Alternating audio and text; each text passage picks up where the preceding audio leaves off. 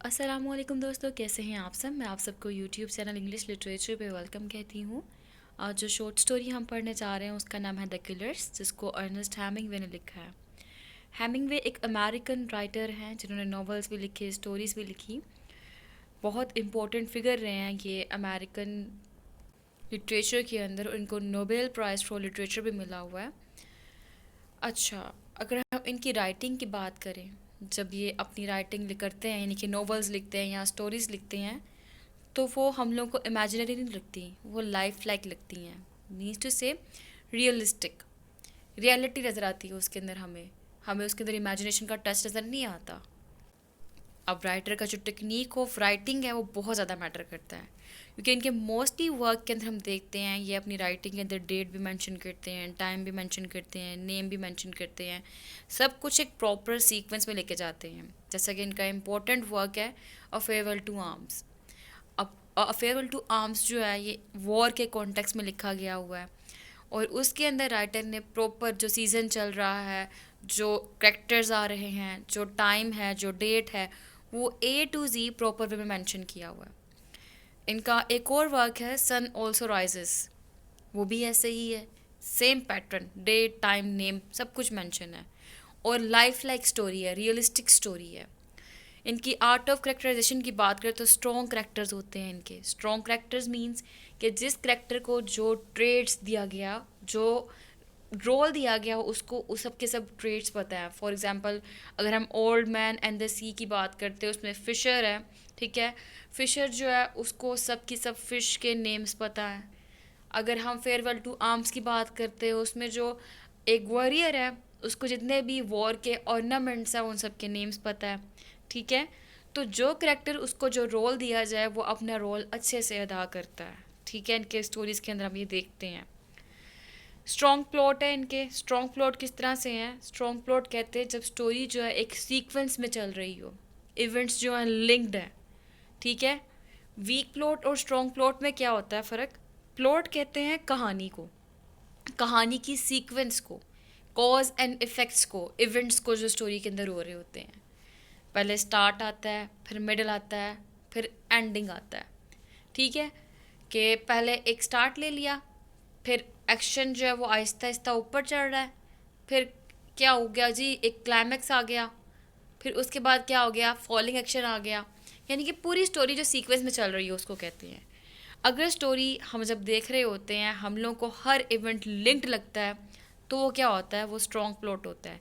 लेकिन अगर स्टोरी का इवेंट ऐसा हो कि अभी हम देख रहे थे यहाँ पे तो लोग खाना खा रहे थे, अचानक से हम लोगों को नजर आया कि लोग जो है वो डांस पार्टी में चले गए हैं, मीन्स क्या है, स्टोरी का सीक्वेंस नहीं है।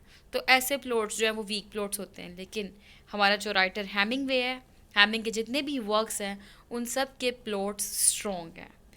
हार्ड वर्कर है ये। हार्ड वर्कर किस तरह से, जब भी ये अपना कोई भी पीस ऑफ वर्क प्रोड्यूस करने लगता है, कोई भी अपना ये लिटरेरी वर्क प्रोड्यूस करता है, तो उसके ऊपर बहुत ज़्यादा मेहनत करता है। अगर इसने एक वेटर का करेक्टर अपने स्टोरी के अंदर इंट्रोड्यूस करवाया है, तो वेटर क्या क्या काम करता है, उसकी रिस्पॉन्सिबिलिटी क्या है, ये उसके बारे में बहुत केयरफुल होकर लिखता है। अगर इसने फ़िशर का करेक्टर इंट्रोड्यूस करवाया है, तो जो फ़िश मैन होता है उसको पता होगा कि कितनी फ़िश हैं, फ़िश के नेम कैसे हैं, उनको कैसे पकड़ना है, ठीक है, सो ऑन। तो ये सब कुछ उसके ऊपर स्ट्रगल करता है, हार्ड स्ट्रगल।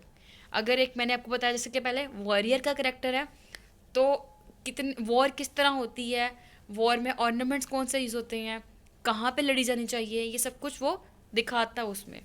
तो इसलिए हम कहते हैं ये हार्ड वर्कर है, जो कि अपनी राइटिंग के ऊपर, अपने वर्क्स के ऊपर बहुत ज़्यादा स्ट्रगल करता है। अब जो हेमिंगवे है, इसने लाइफ टाइम के अंदर वॉर के अंदर ना पार्टिसिपेट भी किया हुआ है, और इंजर्ड भी हो गया था, ज़ख्मी भी हुआ था ये। राइडर की बहुत क्लोज एसोसिएशन रही है वॉर के साथ। किस तरह से इसने खुद एक्सपीरियंस किया जंगों को, और जंगों के बाद जो इसके माइंड के ऊपर इम्पैक्ट हुआ वो क्या हुआ, पैसिमिस्टिक हुआ। पैसिमिस्टिक मीन्स के होपलेस, एमलेस, हर नेगेटिव साइड देखने लग पड़ा लाइफ की, कोई होप लाइफ के अंदर रही नहीं, ठीक है। तो इसका जो माइंडसेट था वो पैसिमिस्टिक हो गया, और पैसिमिस्टिक माइंडसेट हम लोगों को इसके वर्क्स में भी नज़र आता है। ये ग्रेटेस्ट सिम्बोलिस्ट है, इसके हर वर्क्स के अंदर बहुत ज़्यादा सिम्बल्स यूज़ होते हैं। इस स्टोरी जिसको हम पढ़ने जा रहे हैं इसमें भी इसे सिम्बल्स यूज़ किए हैं, उसको हम बाद में डिस्कस करते हैं। इसका स्टाइल अनइमोशनल है, ऐसा स्टाइल नहीं कि देख के हम लोगों को बड़ा इमोशनल फीलिंग्स आए। ये मेच्योर राइटिंग लिखता है, अनइमोशनल स्टाइल को अडॉप्ट करता है। इसके सेंटेंस जो है सिंपल एंड शॉर्ट सेंटेंसेस होंगे, जैसा कि आप इसकी किलर्स के अंदर ही देख लेंगे। पूरी स्टोरी के अंदर टू दी पॉइंट बात होगी, शॉर्ट शॉर्ट सेंटेंस होंगे, लंबे लंबे सेंटेंस नहीं होंगे। और शॉर्ट शॉर्ट सेंटेंस के अंदर अपनी पूरी पूरी बात ये कन्वे कर देगा। इसके पैराग्राफ्स भी शॉर्ट्स होते हैं, ठीक है। ये तो होगी बातें हेमिंगवे के अबाउट। अब थीम्स जो हम लोगों ने स्टोरी के अंदर देखने हैं वो हॉरर का थीम होगा, क्राइम का थीम होगा, सस्पेंस का थीम होगा। इसके अंदर हम लोग फेयर का थीम देखेंगे, करेज का देखेंगे, डेथ इज सर्टन। ये थीम्स हम लोग इस स्टोरी में देखने वाले हैं। और अब हम बात कर लेते हैं आगे सिंबल्स की। तो सिंबल हम देखेंगे इसके अंदर के दो लोग आएंगे, एल और मैक्स। इन दोनों ने कोट्स पहने होंगे और ग्लव्स पहने होंगे। इनके कोट्स और ग्लव्स जो हैं वो फोरशैडोइंग करेंगे ये किलर्स हैं, ठीक है। उनका कलर ब्लैक होगा, तो ब्लैक कलर जो है ये सिंबलाइज करता है डेथ एंड एविल को। फिर उसके बाद क्लॉक है, क्लॉक जो है वो गलत टाइम इंडिकेट करेगी अगेन एंड अगेन स्टोरी के अंदर। तो वो जो क्लॉक है वो सिंबलाइज करेगी सेंस ऑफ कंफ्यूजन को। रेस्टोरेंट जो है इसका नाम समिट है। ये समिट रेस्टोरेंट जो है ना, ये बेसिकली पहले एक टर्वन होता था। यहाँ पे ये इस रेस्टोरेंट का नेम आयरोनिकली लिखा गया है, क्योंकि जैसे टाइम चेंज हुआ गवर्नमेंट ने इस जो रेस्टोरेंट था इसको भी चेंज कर दिया। जिस तरह अब रेस्टोरेंट चेंज हो चुका, इस तरह से सोसाइटी भी चेंज हो चुकी। तो बेसिकली रेस्टोरेंट जो है ये चेंज इन सोसाइटी को सिंबलाइज कर रहा है, चेंज इन टाइम को सिंबलाइज कर रहा है। ये सिंबल्स थे। तो अब हम स्टार्ट करते हैं अपनी समरी को। हमारे पास समरी में जो करेक्टर्स आएंगे वो एल, मैक्स, जॉर्ज, निक, सैम, ऑल, एंडरसन का, मिसेस बेल का। ये कुछ इंपॉर्टेंट करेक्टर्स होंगे। समरी को शुरू करते हैं। जब स्टोरी स्टार्ट होती है तो स्टोरी की बिल्कुल ओपनिंग लाइंस की मैं रीडिंग कर दूँ पहले आपके सामने। ओपनिंग लाइन में राइटर ने क्या सेंस क्रिएट की है? The door of Henry's lunch room opened and two men came in. They sat down at the counter. अब दिखाया गया कि हेनरीज लंच रूम ये जगह है, इसकी दरवाज़ा खुलता है, दो आदमी अंदर आते हैं और वो काउंटर पे आके बैठ जाते हैं। फिर उसके बाद नेक्स्ट सेंटेंस है what's yours George asked them. कि जॉर्ज नाम का पर्सन है वो उनसे पूछता है कि आपको क्या चाहिए। फिर आगे से उनमें से एक आदमी कहता है I do not know. One of the man said what do you want to eat Al. कि तुम क्या खाना चाहते हो एल। ठीक है, दो आदमी आए थे, इसका मतलब एक आदमी का नाम एल है, ठीक है। और ये आए कहाँ पे हैं? ये रेस्टोरेंट में आए हैं। रेस्टोरेंट कहाँ पे है? शिकागो में रेस्टोरेंट है और रेस्टोरेंट का नाम समिट है, ठीक है। इस रेस्टोरेंट में आए हैं। जो सीज़न दिखाया गया वो विंटर का दिखाया गया, विंटर का टाइम पीरियड है। अब दो लोग आए हैं, उनमें से जब जॉर्ज पूछता है, जॉर्ज बेसिकली वेटर है, जब वो पूछता है कि आपने क्या खाना है तो एल कहता है कि मुझे नहीं पता, शायद मैं तो कुछ खाना नहीं चाहता, ठीक है। बड़ा वेर्ड किस्म का, अजीब किस्म का ये एटीट्यूड दिखाएंगे आने के बाद। अब आप राइटर की ना राइटिंग टेक्निक को नोट कीजिएगा। मैं थोड़ा सा सेंटेंस की रीडिंग करने वाली हूँ। I do not know, one of the man said what do you want to eat Al. I do not know, said Al, I do not want to eat. Outside it was getting dark. The street light came on outside the window. The two men at the counter read the menu. From the other end of the counter, Nick Adams watched them. He had been talking to George when they came in. अब देखा structure sentences का। अगर आपके पास text है सामने तो well and good, text को सामने लाजमी खोलिएगा ताकि आपको स्ट्रक्चर समझ आए। कि देखिए शॉर्ट सेंटेंसेस राइटर ने यूज़ किए हैं, टू द पॉइंट वर्ड्स हैं, और बात हमें क्लियर हो रही है कि अब दो आदमी आए हैं, उनसे पूछा गया आपने क्या खाना, ठीक है। तो उसने कहा कि एल तुम बताओ तुमने क्या खाना, मुझे तो पता नहीं मैंने क्या खाना। यानी कि आए रेस्टोरेंट में है, आए तो खाना खाने हैं, लेकिन फिर भी कहते हैं आई डू नॉट नो। अजीब सा बिहेवियर शो कर रहे हैं। और उसके बाद हम देखेंगे स्टोरी के अंदर कि दोनों जो हैं ये जो दो लोग आए हैं ये दोनों बड़ा वेयर्ड बिहेवियर शो करेंगे और अजीब वे में, ह्यूमिलेटिंग वे में ट्रीट करेंगे जॉर्ज को, निक को। अच्छा, अब स्टोरी में आगे क्या होता है? क्योंकि अब तक तो यहाँ पे बताया गया ना कि दो आदमी आए, उनमें से एक का नाम बता दिया एल है, दूसरे का नाम नहीं ना बताया गया। दूसरे का नाम क्या था वो आगे जाके रिवील होगा, क्योंकि राइटर की भी ये टेक्निक है कि राइटर करैक्टर के थ्रू ही करैक्टर को इंट्रोड्यूस करवाता है। एनी हाउ, फिर हमें जब स्टोरी थोड़ी सी प्रोसीड होती है पता लगता है कि दूसरे करैक्टर का नाम मैक्स था। एल और मैक्स ये दो लोग हैं जिन्होंने डर्बी हैट्स पहनी हुई है, ब्लैक कोट्स पहने हुए हैं, इन्होंने अपने हाथों में ग्लव्स पहने हुए हैं और आकर ये रेस्टोरेंट में बैठे हैं। और रेस्टोरेंट में बैठकर जब जॉर्ज उनसे पूछता है क्या खाना है, तो ये सार्किस्टिकली इसको जो मैक्स है वो कहता है they all come here and eat the big dinner. अब ये जो बिग डिनर है इसका मतलब क्या था, ये मैं आगे जाके बताऊंगी आपको। अच्छा, अब स्टोरी में क्या हुआ। अब स्टोरी में ऐसा हुआ कि जब जॉर्ज इनसे ऑर्डर का पूछ रहा था तो इन्होंने जॉर्ज को तंग करना शुरू कर दिया, उसको इरिटेट किया, उसको सार्केस्टिक वे में ट्रीट किया, उसको ह्यूमिलेट किया। फिर जॉर्ज जो है वो वॉल के ऊपर टाइम देखता है तो 5 बजे हुए होते हैं। तो उसके बाद टेक्स्ट में लिखा हुआ है, George looked at the clock on the wall behind the counter. फिर लिखा है it's 5 o'clock। The clock says 20 minutes past 5. The second man said, it's 20 minutes fast. Oh, to hell with the clock. The first man said, what have you got to eat? अब यहाँ पे दिखाया गया clock का role कि clock जो है वो टाइम जो है वो एक्यूरेट इंडिकेट नहीं कर रही, क्लॉक उल्टा सीधा टाइम इंडिकेट कर रही है। इट मीन्स क्लॉक जो है यहाँ पे सिंबलाइज कर रही है सेंस ऑफ कन्फ्यूजन को। ठीक है। एनी हाउ जो जॉर्ज है उसको ये दोनों आदमी एल और मैक्स फिर बड़े ही वल्गर मैनर में ऑर्डर प्लेस करवाते हैं। वो उससे हैम और एग लाने को कहते हैं, और जब वो हैम और एग्स ले आता है तो इसके बाद वो दोनों आदमी यानी कि एल और मैक्स दोनों आदमी अपने ग्लव्स उतारे बगैर ही उनको खाना शुरू कर देते हैं। जैसे कि टेक्स्ट में लिखा हुआ है, just a bright boy, Max said, he lean forward and took the ham and eggs, both man ate with their gloves on, George watch them eat. अब ये जो बिहेवियर था ग्लव्स पहन कर ही खाना, ये बड़ा वियर्ड किस्म का बिहेवियर था जो कि नॉर्मल लोग ऐसा नहीं करते। अब जब ये देख रहा है उसके ग्लव्स तो तब कहता है मैक्स उसको, what are you looking at? Max looked at George. George कहता है नथिंग। फिर मैक्स कहता है the hell you were looking at me. तो इसका इस तरह का रिस्पॉन्स, इस तरह का बिहेवियर जो मैक्स का है वो क्या क्रिएट कर रहा है, वो हॉरर क्रिएट कर रहा है।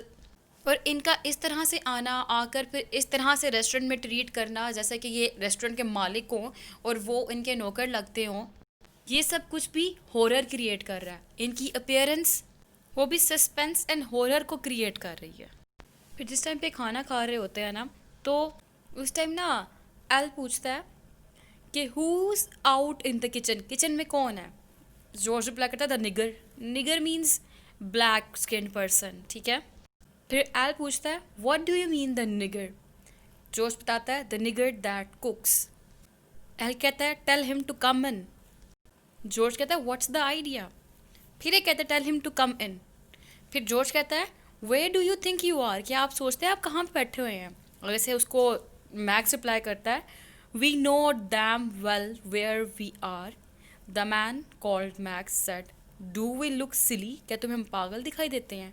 अब हुआ क्या कि बेसिकली जब ये खाना खा रहे हैं आके, जैसे मैंने बताया कि आपको बड़ा ही अपसेट बिहेवियर शो कर रहे हैं उस टाइम पे, और फिर वो कहते हैं कि किचन में कौन है? वो कहता है निगर है, यानी कि वो ब्लैक स्किन पर्सन है। तो कहता है उसको बुला के लाओ। फिर जोश कहता है कि तुम लोग पता भी है तुम लोग क्या कह रहे हो, तुम लोग कहाँ पे आए हुए हो?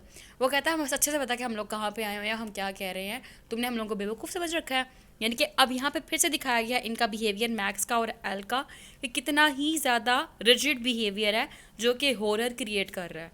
फिर जॉर्ज जो है वो बुलाने जाता है निगर को। George open that the silt Sorry, George opened the slit that opened back into the kitchen. Sam, he called, come in here a minute. कि यहाँ पे आना 1 मिनट के लिए। यानी कि अब दरवाज़ा खोला तो आवाज़ दी गई सैम को। ठीक है, राइटर ने करेक्टर के थ्रू एक करेक्टर को इंट्रोड्यूस करवाया। सैम कौन है? बेसिकली वही निगर जो कि कुक है। तो यहाँ पे पता लग गया सैम का करेक्टर ये एक कुक है, निक जो है ये काउंटर मैन है, और जॉर्ज ये एक वेटर है। एल और मैक्स ये दोनों किलर्स थे, ना सिर्फ थे बल्कि अभी भी हैं। अब वो जो सैम है वो किचन से आता है और पूछता है what was it, he asked. The two man at the counter took a look at him. All right nigger, you stand right there, Al said. Sam the nigger, standing in his apron, looked at the two men sitting at the counter. Yes, sir, he said. I'll got down from his stool. I am going back to the kitchen with the nigger and the bright boy, he said. Go on back to the kitchen, nigger. You go with him, bright boy. The little man walked after Nick and Sam. The cook back into the kitchen. The door shut after them. The man called Max sat at the counter opposite George. He did not look at George but looked into the mirror that ran along back of the counter. Henry's had been made over from a saloon into a lunch counter. अब हुआ क्या, जब वो निगर आया यानी कि Sam आ गया यहाँ पे, तो उसके बाद जो एल है, एल अपनी सीट से खड़ा होता है और कहता है निक एडम्स को और निगर को कि उठो, तुम दोनों वापस किचन में जाओ, मैं इनके साथ किचन में जा रहा हूँ। अब जब वो जाता है किचन में तो उसके बाद क्या होता है, उसके बाद जॉर्ज पूछता है मैक्स से व्हाट्स इट ऑल अबाउट, ये सब कुछ क्या हो रहा है। अब मैक्स उसका मजाक उड़ाते हुए कहता है एल को कि एल सुना तुमने, ये जानना चाहता है कि हम यहाँ पे क्यों आए और सब कुछ क्यों हो रहा है। तो थ्रू आउट द स्टोरी अब तक हमने देखा कि यहाँ पे हमें रिवील नहीं हुआ कि सब कुछ क्यों हो रहा है, किलर्स जो आए हैं, यानी कि अभी तो मैंने पता नहीं ये किलर्स हैं, ये एल और मैक्स आए हैं, ये चाहते क्या है, ये करने क्या आए हैं, तो सस्पेंस है अभी तक, ठीक है। और वो सस्पेंस जॉर्ज ने पूछा कि तुम लोग चाहते क्या हो, करने क्या जा रहे हो।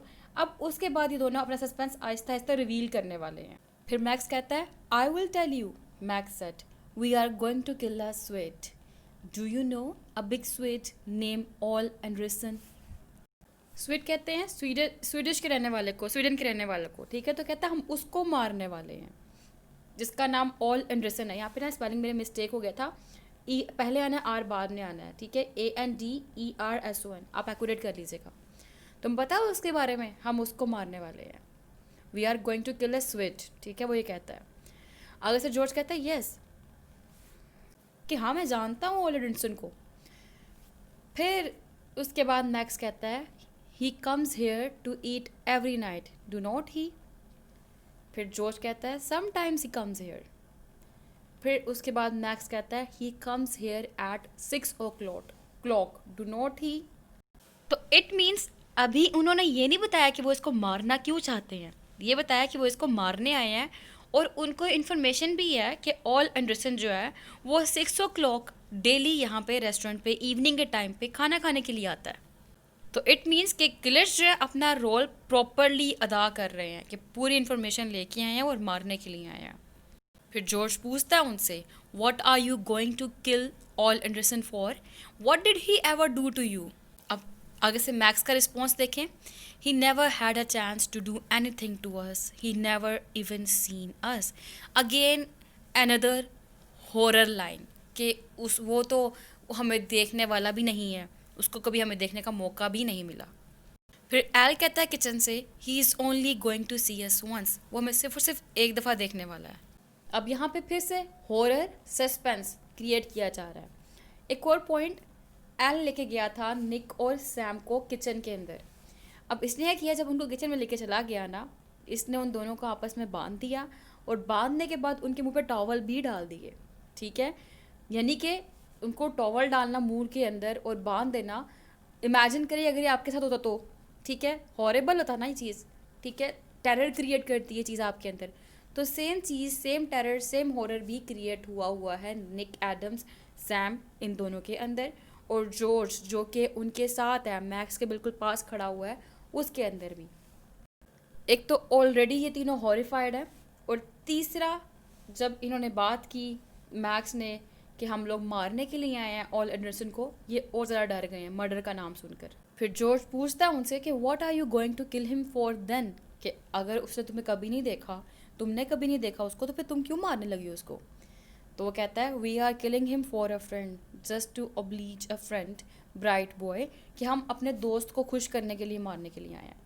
अब यहाँ पे क्या चीज़ दिखाई गई, यहाँ पे अमेरिकन सोसाइटी की होलोनेस दिखाई गई, कि वो अपने दोस्त को खुश करने के लिए आए हैं। वहाँ पे किसी भी पर्सन की लाइफ मैटर नहीं करती, एक पर्सन की लाइफ इतनी यूज़लेस है कि आप छोटे छोटे पर्पस के लिए ही लोगों को मार दो। अब होता क्या है जी, ऑल एंडरसन ये भी एक रेसलर है, एक बॉक्सर है, और इनका दोस्त एल और मैक्स का दोस्त जो था वो भी एक बॉक्सर है, एक रेसलर है। अब हुआ क्या, ऑल एंडरसन की और एल और मैक्स के दोस्त की आपस में फ़ाइट हुई, इनका दोस्त हार गया और ये जीत गया। जब ये जीत गया तो इनको बड़ा गुस्सा आया और ये अपने दोस्त का बदला लेने के लिए इससे आए हैं, इसके पास आए हैं ताकि इसको मार दें। ये सस्पेंस था जो आगे आना था स्टोरी के, मैंने आपको अभी रिवील कर दिया। क्योंकि मैंने यहाँ पे क्रिटिसिज्म करना था इसीलिए अमेरिकन सोसाइटी के अकॉर्डिंग, कि यहाँ पे दिखाया गया कि अमेरिकन सोसाइटी इतनी होलोनेस दिखाई गई है, वहाँ पे इतनी वो दिखाई गई कि बैरन दिखाई गई उनके हार्ट, कि वहाँ पे किसी पर्सन की लाइफ उनके लिए मैटर ही नहीं करती। अगर कोई पर्सन जीत गया है तो अपनी स्ट्रगल से जीता है ना, लेकिन अगर उनका दोस्त हार गया है तो वो अपने दोस्त की हार का बदला लेने के लिए अपने इसके पास आ गए हैं। एनी हाउ, इसके बाद एल और मैक्स दोनों इंतज़ार कर रहे होते हैं एंडरसन के आने का, और जोश को कहता है मैक्स कि if anybody comes in you tell them the cook is off, and if they keep after it you tell them you will go back and cook yourself. Do you get that bright boy? ये कहता है George को, और George कहता है all right, what you going to do with us afterward, कि तुम हमारे साथ क्या करने वाले हो इसके बाद? फिर वो कहता है दैट विल डिपेंड, मैक्स कहता है that's one of those things you never know at the time. अब जब ये लाइन उसने कही, वो कहता है कि तुम नहीं जान सकते कि अभी तुम्हारे साथ क्या होने वाला है, ये डिपेंड करता है। अगेन ये लाइंस भी हॉरर सस्पेंस क्रिएट कर रही हैं। अब क्या होता है जी, ऐसा होता है, इट वॉज अ 6:15, यानी कि 6:15 का टाइम पीरियड है। डोर नॉक होता है, जब डोर दरवाज़ा खोलते हैं तो एक स्ट्रीट कार मोटर मैन अंदर आता है। वो कहता है जॉर्ज से कि मुझे सपर मिल सकता है। जॉर्ज को कहता है कि सैम जो है वो आज यहाँ पे नहीं है, वो आधे घंटे बाद वापस आएगा। और फिर स्ट्रीट मैन मोटर कार जो है वापस चला जाता है, sorry street car motor man वो वापस चला जाता है। फिर टाइम पे टाइम गुजरी जाता है, लेकिन ऑल एंडरसन नहीं आता, 6 से ऊपर टाइम हो जाता है। Max watched the mirror and the clock. The hands of the clock marked 7 o'clock and then 5 minutes past 7. कि टाइम गुजर गया, 7 हो गए, फिर 7:05 हो गए। अब वो कहता है Max, come on Al, said Max, we better go, he is not coming, कि बेहतर हम चलते हैं, वो नहीं आने वाला। तो आगे से एल कहता है कि better give him 5 minutes, L said from the kitchen, कि हो सकता है कि हम 5 मिनट तक और रुक जाते हैं, इंतज़ार कर लेते हैं। और इस 5 मिनट के अंदर दरवाज़ा खटकता है। जब दरवाज़ा खटकता है तो ये डर जाते हैं, लेकिन क्या होता है, एक दूसरा आदमी आता है, ये कोई और होता है, ये एंडरसन नहीं होता, और वो आके खाने का पूछता है। तो George explain that the cook was sick, cook बीमार था। फिर वो आदमी कहता है why the hell do not you get another cook, और एग्रेशन दिखा के चला जाता है। फिर उसके बाद मैक्स कहता है एल को कि आ जाओ, वो नहीं आने वाला। और ये निगर को और सैम को और निक को, सॉरी जॉर्ज, निक और सैम, इन तीनों को ऐसे छोड़ के चले जाते हैं वहाँ से। The two of them went out the door. George watched them through the window, pass under the arc light and across the street. In their tight overcoats and derby hats, they looked like a vaudeville team. George went back through the swinging door into the kitchen and untied Nick and the cook. अब इसने उन दोनों को untie कर दिया, यानी कि L और मैक्स चले गए। फिर जॉर्ज ने निक और सैम को अनटाई किया, और उसके बाद जॉर्ज बताता उनको कि वो ऑल एंडरसन को मारने आए थे। निक है वो जाता है ऑल एंडरसन के पास। एंडरसन जो है वो हिर्श रूमिंग हाउस में रहता है, और निक जब उस घर की बेल बजाता है तो वहाँ से एक औरत बाहर आती है और वो उससे पूछता है एंडरसन यहाँ पे है। फिर वो औरत निक को एंडरसन के रूम में लेके जाती है, जैसे टेक्स्ट पे लिखा हुआ है, Nick open the door and went into the room. All Anderson was laying on the bed with all his clothes on. He had been a heavyweight prize fighter and he was too long for the bed. He lay with his head on the 2 pillows. He did not look at Nick.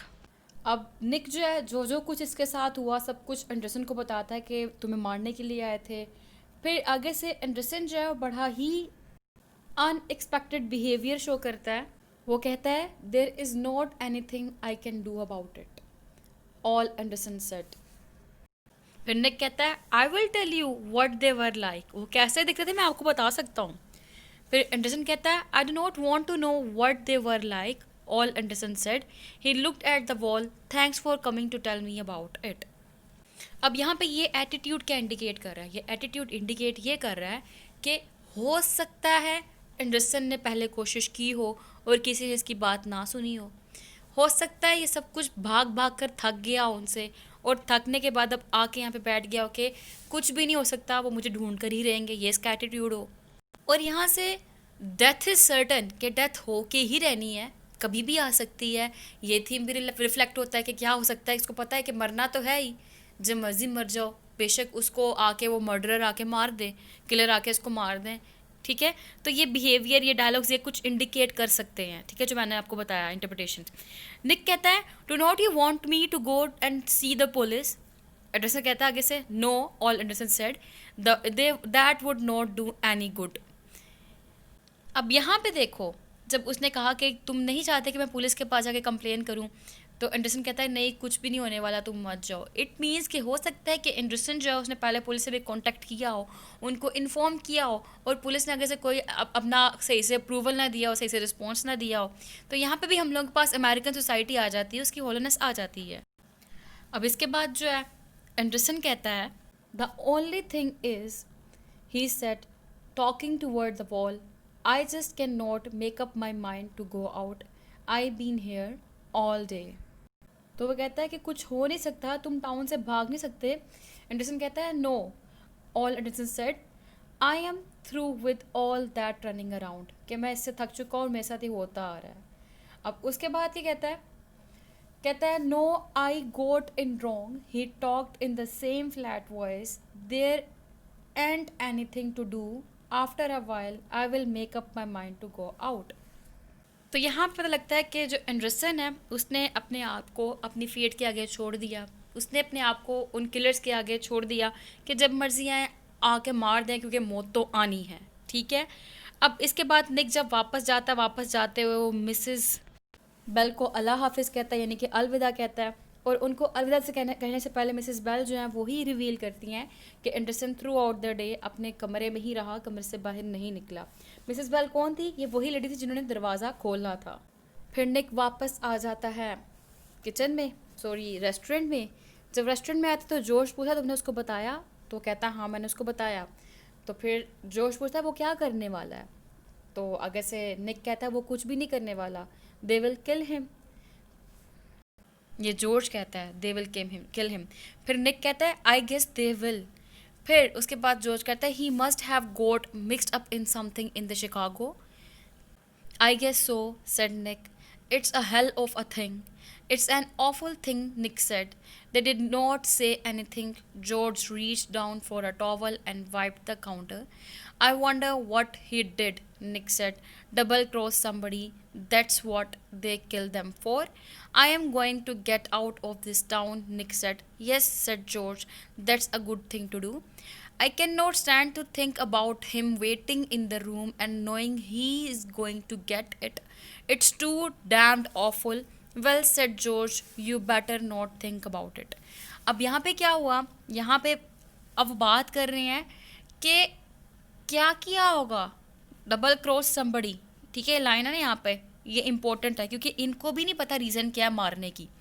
हमने जो interpretation दी वो भी क्या थी, वो criticism किया था हम लोगों ने कि वो जो था वो फ्रेंड, उसका फ्रेंड भी एक रेसलर था और ये भी एक रेसलर था। ये हमारी इंटरप्रिटेशंस थी, ठीक है।